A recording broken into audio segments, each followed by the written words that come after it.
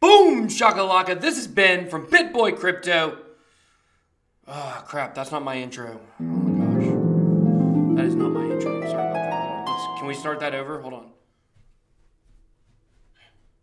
Hello. Welcome to BitBoy Crypto. I am your host, BitBoy. We call our community here the Bit Squad. We would love for you to come be part of our community. All you got to do is click the subscribe button. So as you guys can see, I'm rocking my Honey Miner shirt I got at the Voices of Blockchain conference. I got an interview coming out with one of the representatives from Honey Miner. It'll be on our wrap-up video from the conference. They'll be coming out in the next couple of days. I'm still waiting for somebody to send me something, and then I'll be able to put that together. Who knows? It might be a couple more days, but you guys be on the lookout for that video.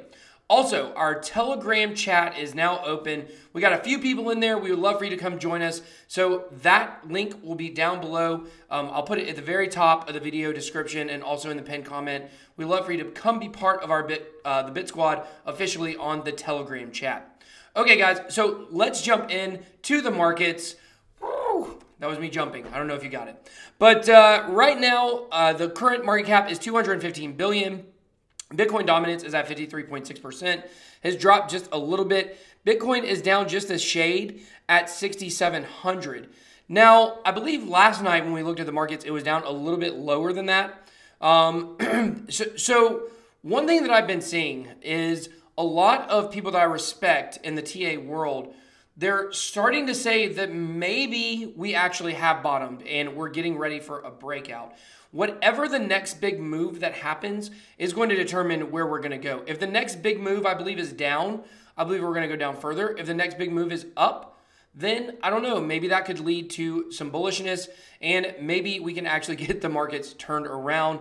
I told you guys I'm still skeptical. I'm going to be skeptical probably for about the next month. I believe October is a good time. And what am I basing on that? Just all kinds of different stuff I've read. I mean, I don't really know how to put it into one nice little package and say, this is why I believe it. But I think once we start getting closer to the time when things went parabolic last year, there's something about the human psyche that remembers times and seasons. And people might look back on that time last year and look at the price this year, and if it's going up at all, maybe they'll say, oh my gosh, I remember last year this time it went up, so let me jump back in and see if it'll go up again. And I think a lot of people are going to be really antsy if we do start going up to get out maybe in January. But of course, I don't think that's really probably what's going to happen. Probably what's going to happen is most people are going to get wrecked again whenever we go on a bull run because that's just how the markets work. So let's jump into the news. I got a lot of interesting stories to go over today. We've also got an episode of HODL Trade or Dump that'll be coming out later tonight.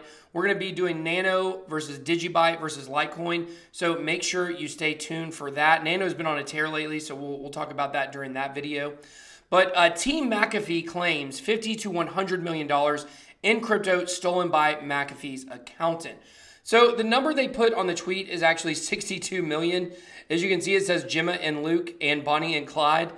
John McAfee said Gem Crypto and Paradigm 2070, which his name is Luke, I believe, Luke Jenkins, are the top conspirators in the theft of over $62 million in tokens from us, are trying to unload the stolen tokens.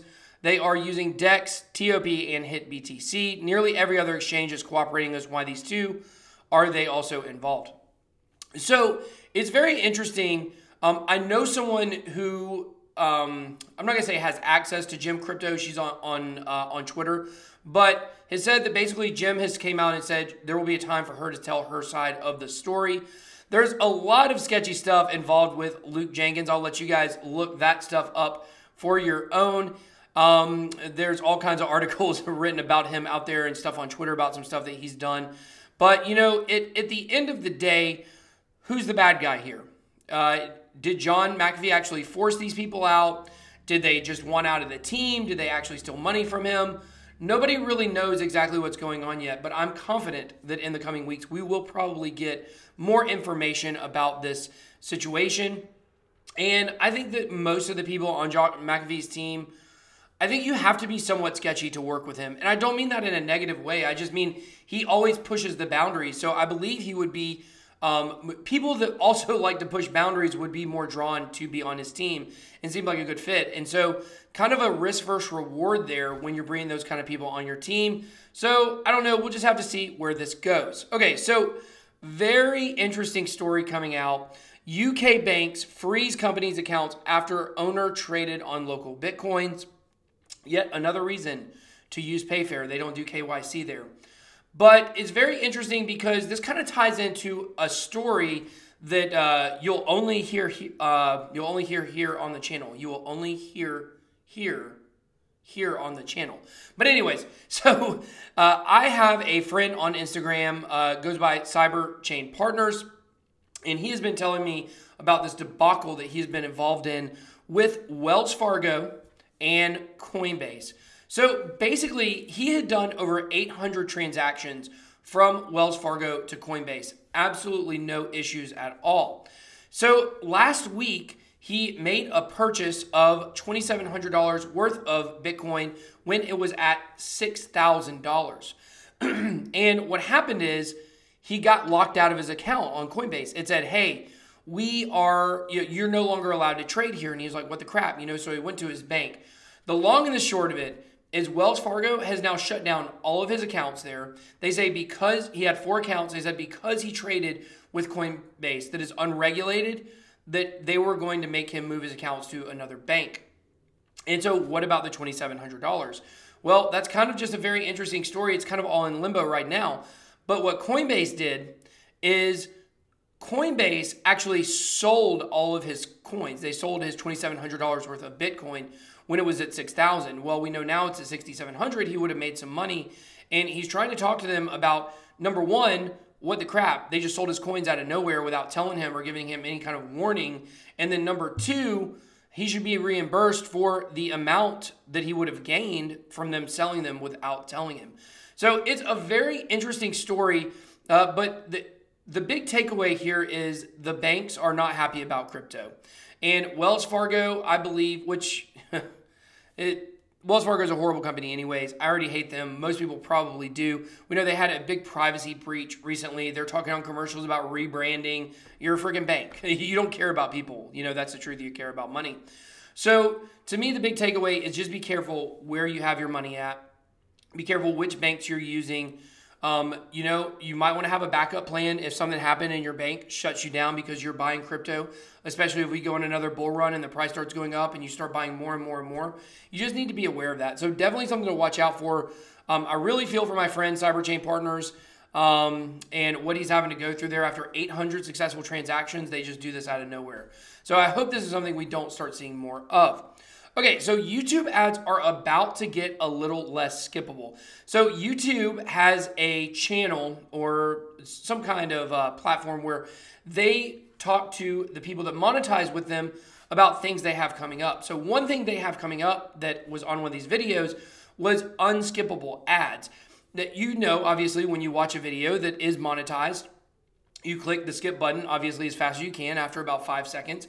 But sometimes you have videos that are 7, 10 seconds that you can't skip. Well, now they're actually making those 15 to 20 seconds that people are going to mandatorily have to watch without skipping. And I've also noticed on many of the channels that I watch that do monetize, YouTube is making the amount of pauses in the middle of videos that you have to watch ads during. Like, let's say after, a couple minutes, an ad will pop up. You got to watch it to continue the video. They're getting more and more frequent. So I'm watching videos that are 15-minute long, and I'm having to sit through 4 different commercials in them. And used to it wasn't that way. It may have been 1. Facebook is even worse. I can't even watch a Facebook video that is monetized from ESPN or something like that because the video will be 2 minutes and it'll have 3 commercial breaks in it. Like, it's absolutely insane.